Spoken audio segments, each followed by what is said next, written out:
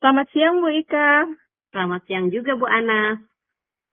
Kita mau ngobrol ya Bu, nggak lama sih, sekitar 15 menitan. Siap Ibu. Apa nih yang Ibu Ika mau omongin siang ini nih? Iya nih Bu, ada yang ingin saya ceritain sih Bu, terkait dengan murid saya sih Bu. Muridnya kenapa Bu Ika? Ini loh Bu, sekarang kan lagi digalakan ya tentang literasi itu. Kebetulan sekarang saya ini mengajar di kelas 6 Bu. Ternyata setelah memasuki beberapa bulan tahun ajaran baru, ternyata saya memiliki permasalahan satu orang murid saya tidak bisa baca, Bu. Seperti itu yang buat saya galau jadinya. Oh, jadi Bu Ika punya siswa yang belum bisa baca. Itu kelas berapa Bu Ika? Iya, Bu. Kelas 6 Bu. 6 ya, belum bisa Hmm. baca. Ibu Ika, kita tuh punya waktu singkat nih. Hmm. Eh, kita kita buka percakapan ini, kira-kira Bu Ika mau dapat apa sih dari obrolan kita ini? Seenggaknya saya bisa menyampaikan unek-unek saya, Bu Ana. Eh, Selain itu, kalau saya sudah menyampaikan apa yang menjadi keluh kesah saya bisa menemukan solusi mungkin nanti dari obrolan kita ini atas permasalahan yang saya alami dan setidaknya bisa mengurangi beban saya lah Bu, karena sudah berbagi cerita seperti itu Bu Ana. Itu. Oke, berarti Bu Ika ingin mencari solusi ya dari masalah Ibu ya. Iya betul sekali Bu Ana. Menurut pengamatan Ibu Ika nih, eh, siswa ini kan udah naik kelas 6 ya. Kira-kira Iya, betul. faktor apa nih yang bikin dia belum bisa membaca gitu, Bu Ika? Nah, setelah saya melakukan pendekatan, saya panggil murid saya tanya kira-kira apa sih faktor penyebabnya sehingga sampai usianya yang sudah 12 tahun dan menginjak kelas 6, kenapa dia belum bisa baca? Karena saya lihat dari tugasnya sehari-hari, tugasnya belum tuntas kan. Ternyata salah satu faktor penyebabnya ya karena dia belum bisa baca. Setelah dicari tahu ternyata siswa saya ini termasuk anak yang broken. Dia saat ini tinggal sama neneknya. Jadi untuk apa namanya mendampingi dia belajar itu tidak ada Bu Ana karena neneknya ini janda dan fokus mencari penghasilan tambahan untuk biaya anak ini sekolah seperti itu Bu Ana. Jadi neneknya ini juga bisa dibilang buta huruf. Jadi kalau mau ngajarin pun dia akan mengalami kesulitan karena dia sendiri pun tidak paham seperti itu Bu Ana. Ternyata itu salah satu faktor penyebabnya. Jadi memang nggak ada bimbingan dari keluarga atau orang tua, Bu ya? Nah, ada kebetulan orang tuanya anak ini sudah memiliki kehidupan masing-masing. Jadi anak ini dititipkan di neneknya dari dia kecil seperti itu. Eh, Apalagi sekarang kan lagi marak di media sosial nih Bu Ana, siswa SMP belum bisa baca. Itu apa yang jadi beban tersendiri buat saya selaku guru kelas 6 karena sempat flashback sih nanya ke guru-guru sebelumnya kok bisa dinaikkan kelas tapi balik lagi ke aturan yang sekarang yang tidak boleh meninggalkan siswa kelas tidak boleh tinggal kelas itu yang menjadi kendala makanya Itu. itu yang buat saya galau jadinya Bu Ana jangan sampai nanti murid saya ini juga bisa viral gitu udah SMP belum bisa baca itu yang membuat saya galau akhirnya Bu Ana. Iya, semoga nggak Bu Ika ya.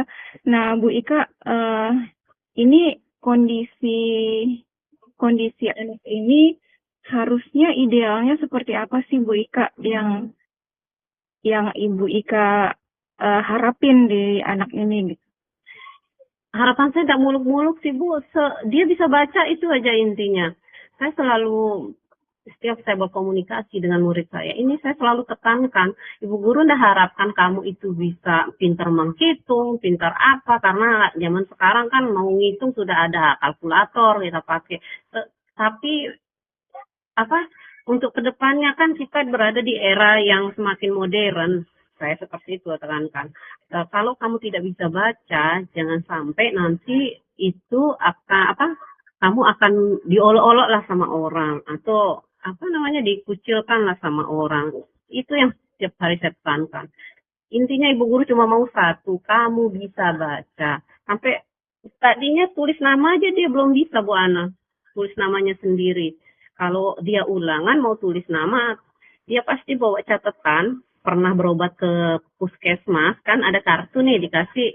Dia pasti bawa itu untuk mencontek namanya. Seperti itu Bu Ana. Baik, Bu Ika, jika posisi idealnya Ibu Ika ini kita beri angka 10 gitu, maka posisi anak ini yang sekarang itu di angka berapa, Bu Ika?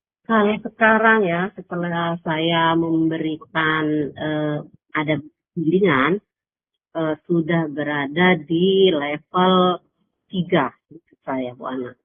3 ya? Mm-mm. 3 karena anak ini baru bisa mengeja 2 suku kata Bu Ana. Tapi ada peningkatan lah dari sebelumnya yang tadinya dia tidak bisa menulis namanya tanpa melihat catatan.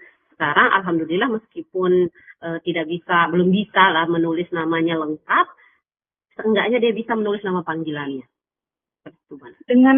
Dengan kondisi Ibu Ika sekarang dengan anak itu gitu, sekarang di angka 3. Nah, kira-kira anak ini Ibu Ika maunya berkembang sampai di angka berapa? Tadi idealnya kan 10. Nah, jadi Ibu Ika pengen di angka berapa gitu? Apa seideal banget sampai 10 atau memang ada kendala juga dari Ibu Ika atau anak ini kira-kira di angka berapa, Bu? Kalau angka ideal yang saya harapkan enggak muluk-muluk sih, Bu. Kalaupun nyampe angka 10 mungkin PR besar buat saya karena mengingat satu kelas itu saya mengajar 31 anak dengan berbagai karakteristik dan saya juga selain sebagai pengajar punya kesibukan sendiri dan tidak mungkin akan saya handle sepenuhnya anak ini. Saya mengharapkan di atas 5, 6 lah Bu. 6 apa 7 lah. Nggak muluk-muluk, nggak perlu sampai 10. Yang penting intinya dia bisa baca Bu. Sekarang kan udah mau naik tingkat nih dari yang A mau naik ke B, nambah lagi subkatanya. Tapi belum masuk sih sekarang karena kebetulan lagi mid ya di tempat saya. Itu Bu Ana. Di angka 6 tadi Bu ya? Iya. 6. Jadi mau ke angka 6 ini apa yang Ibu Ika bisa lakukan untuk perkembangan anak ini? Langkah pertama yang saya lakukan ya seperti tadi saya akan menyediakan buku bacaan. Kebetulan saya punya anak saat ini anak saya kelas 2 untuk menunjang kemampuan membaca anak saya. Kebetulan anak saya juga masih belajar membaca baru naik kelas 2. Saya menyediakan buku. Nah, buku yang sudah dipakai sama anak saya hibahkan ke anak ini. Tuh, Bu. Jadi buku bacaan yang tadinya dipakai anak saya itu saya pakai untuk mengajari siswa saya. Selain itu mungkin nanti saya akan berkomunikasi dengan kepala sekolah supaya kepala sekolah mencari solusi. Kebetulan memang di sekolah kita punya perpustakaan Bu ya, tetapi kondisi atau ketersediaan bukunya terbatas. Buku-buku yang tersedia di perpustakaan kebetulan buku-buku bacaan atau buku-buku pelajaran yang hitungannya anak-anak sekarang kan lebih suka sesuatu yang berwarna Bu ya, yang menarik tampilannya. Kalau sekadar disajikan buku yang tebal isinya cuma tulisan, malas dibaca itu. Saya mungkin akan berkomunikasi dengan kepala sekolah bagaimana caranya kepala sekolah mencari lembaga atau apa yang bisa mewadahi sekolah untuk pengadaan buku di perpustakaan. Jadi ketersediaan buku bacaan di sekolah bisa lebih banyak mungkin seperti itu Bu Ana. Berarti Ibu Ika akan mengkomunikasikan masalah ini dengan kepala sekolah Dan untuk sementara sambil menunggu dari kepala sekolah, Ibu Ika akan menyediakan buku yang menarik buat anak ini, Bu ya. Iya, betul. Untuk saat ini memang sudah saya laksanakan, Bu. Sudah saya sediakan buku yang khusus saya memang bawa dari rumah yang ada lah, Bu. Adanya saya pakai. Yang penting ada dipakai untuk belajar. Menurut pengamatan Ibu Ika nih, anak ini seneng nggak dengan pelayanan dibilang ekstra kali ya, pelayanan ekstra dari Ibu Ika? Iya, senang dia, Bu. Kadang kan yang namanya kita apa namanya jadi wali kelas kan ada nanti pas mapel jam terakhir kadang diisi dengan mata pelajaran yang lain, otomatis saya tidak berada di kelas kan, Bu. Dan kebetulan apa namanya saya masuk siang atau kalaupun masuk pagi juga kita akan terbentur sama nggak mungkin begitu selesai pelajaran karena jam terakhir mungkin saya kosong saya akan langsung pulang karena kita juga ada aturan di sini ada absen yang mengikat lah, Bu. Jadi mau nggak mau kita akan nunggu sampai waktu absen pulang. Nah anak ini akan mencari saya, Bu. Saya lihat antusiasnya sudah lumayan sih.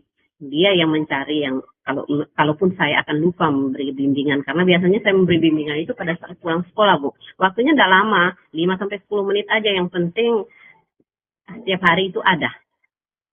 Oke, saya catat, Bu, antusias anak penting berarti ini nih, Bu. Penting banget nih. Nah, baik Ibu, Ibu kan melakukan bimbingan khusus ke anak ini ya. Bagaimana kemungkinan dari rencana Ibu ini, apakah Ibu Ika optimis melakukan ini?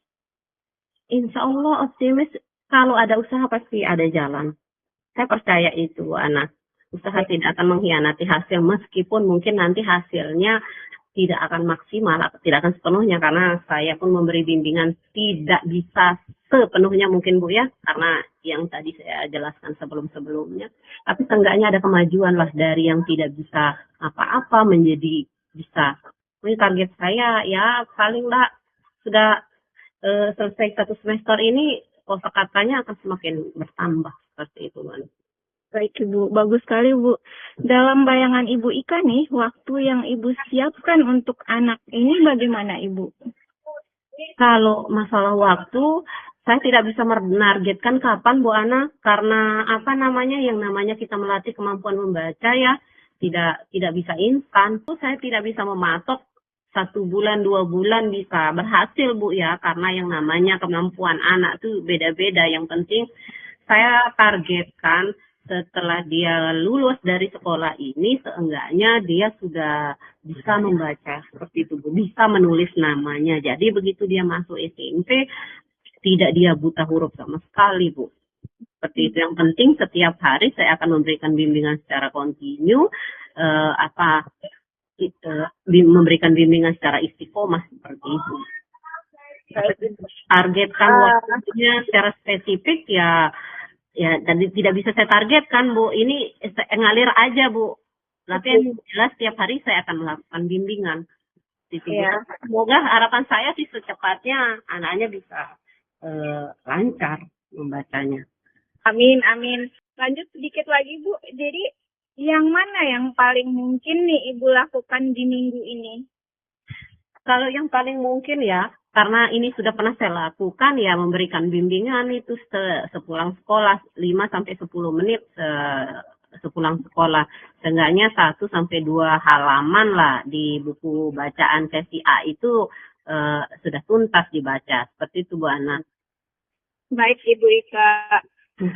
Kita sudah di akhir sesi nih, Bu. Ibu Ika, apa yang bisa Ibu Ika dapatkan dari sesi obrolan kita ini? Baik, yang bisa saya dapatkan dari sesi obrolan ini mungkin Bu Ana, saya bisa menemukan solusi saya mempunyai pandangan ke depannya apa yang harus saya lakukan untuk kebaikan murid saya. Kemudian yang pastinya beban saya lah sedikit berkurang, Bu Ana. Meskipun hitungannya Bu Ana mungkin tidak memberikan solusi ya, tetapi seenggaknya Bu Ana bisa mendengarkan keluh kesah saya. Jadi saya merasa senang, Bu Ana. Saya sedikit rileks jadinya. Pikiran saya sudah lebih tercerahkan seperti itu, Bu Ana.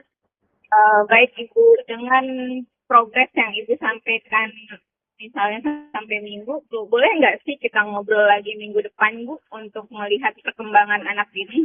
Menarik soalnya nih, Bu. Boleh dong Bu Ana. Kebetulan minggu ini saya sudah mau pindah buku ke paket B ya.